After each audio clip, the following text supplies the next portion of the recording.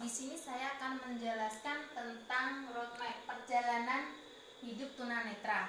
Sebelum mengarah ke perjalanan hidup tunanetra, saya akan menjelaskan apa itu tunanetra. Tunanetra atau visual impairment adalah seseorang yang mengalami hambatan penglihatan yang signifikan yang membutuhkan layanan khusus. Nah, di sini tunanetra itu terbagi menjadi dua. Yang pertama itu tunanetra blind, yang kedua low vision.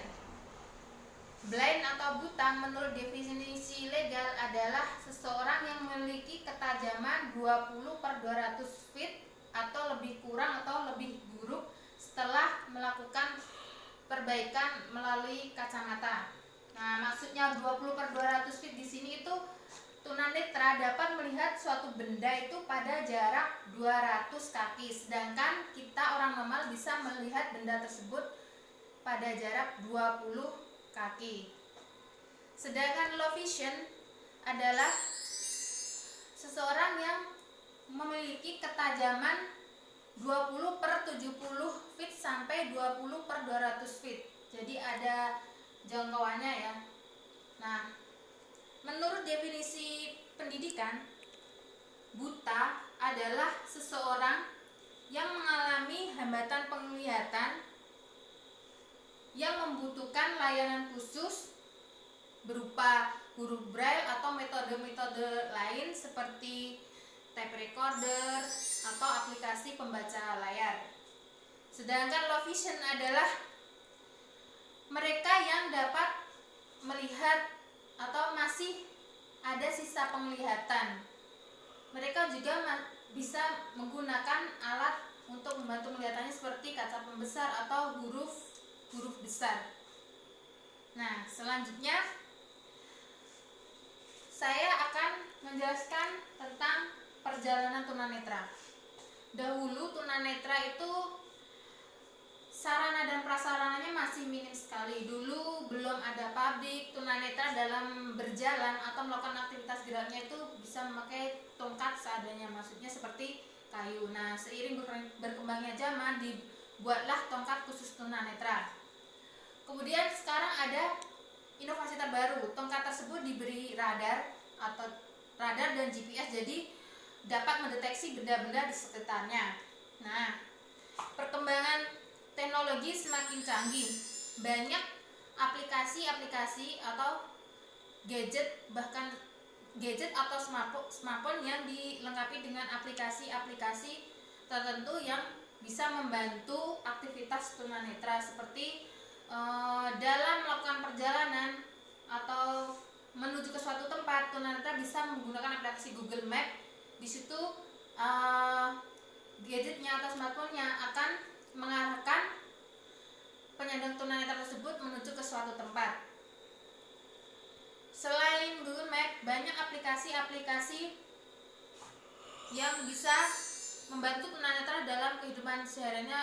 Misalnya aplikasi JAWS, pembaca layar di laptop. Jadi dalam pembelajaran tunanetra dapat mengakses informasi atau ilmu-ilmu dari laptop melalui aplikasi JAWS tersebut. Jadi misalkan mencari bahan dari jurnal ataupun dari situs internet. Nah, di situ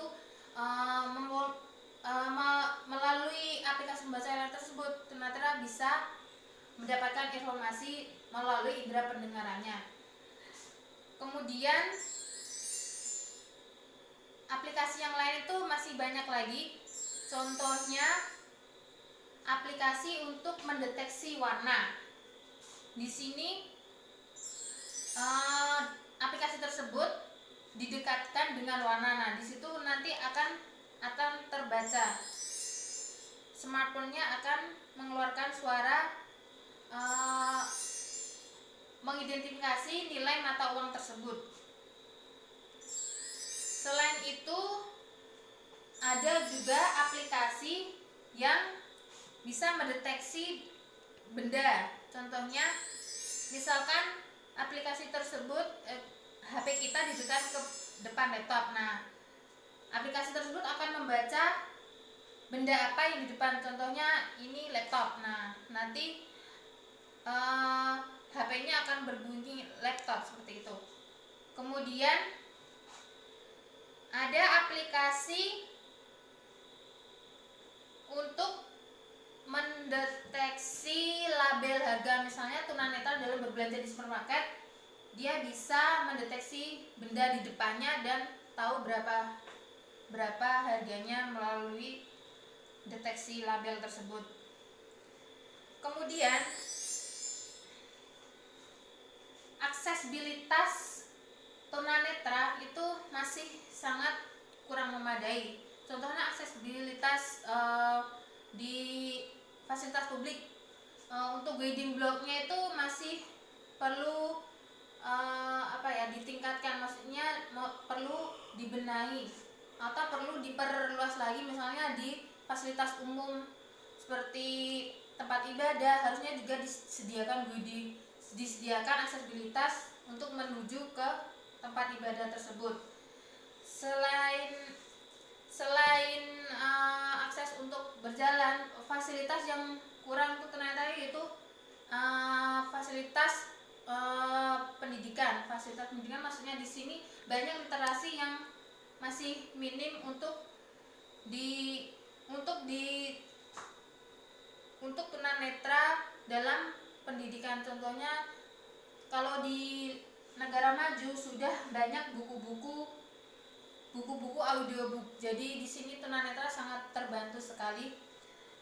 Dan dalam mengenyam pendidikannya, tunanetra juga dilandasi oleh hukum. Menurut pasal 31, jadi setiap warga negara itu berhak memperoleh pendidikan. Jadi seorang tunanetra juga berhak atas pendidikannya. Sekarang tunanetra bisa mengenyam pendidikan di sekolah reguler. Jadi yang awalnya segregasi, sekarang perkembangan tunanetra saat ini bisa melalui integrasi, yaitu sekolah inklusi. Terus kemudian jaminan sosial di sini tunanetra sudah ada perkembangannya ya. Jadi ada jaminan sosial untuk tunanetra seperti rehabilitasi untuk memperoleh keterampilan atau untuk memperoleh suatu pekerjaan. Jadi di sini tunanetra itu dilatih untuk mempunyai keterampilan khusus sehingga dapat menghasilkan uang untuk memenuhi kebutuhan hidupnya.